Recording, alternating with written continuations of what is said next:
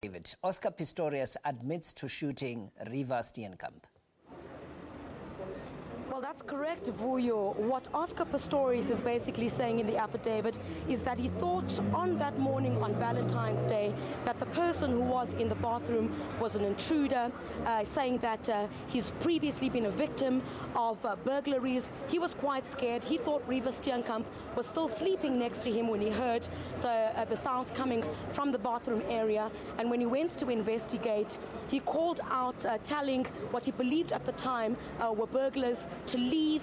He did not get a response, and eventually, at some point, he fired several shots, and then when he called out to Riva Steenkamp to call the police, he did not get a response, and then events followed that in that he saw that Riva Steenkamp was not in the bed, and then he proceeded to the bathroom door, which was locked at the time, and used a cricket bat, according to the affidavit, in order to break the panels on the door and gain access to the key, opened the bathroom door, and saw Riva Steenkamp there. The affidavit also says she was alive at the time, and Oscar Pistorius says that he held her in her arms, and that's where she died.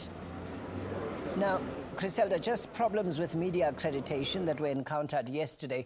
Do you know if they've been sorted out or not? Just very quickly before I get to that point, Vuyo, I must tell you that Oscar Pistorius has left the Brooklyn police station in a police convoy.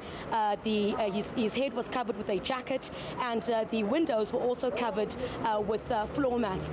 Back to your question, Vuyo, on the accreditation. From all the chaos that happened here yesterday, various media houses complaining that they were not able to access the court. It was quite chaotic at the entrance just behind me here as media tried to gain access to cover the first day of the bail application.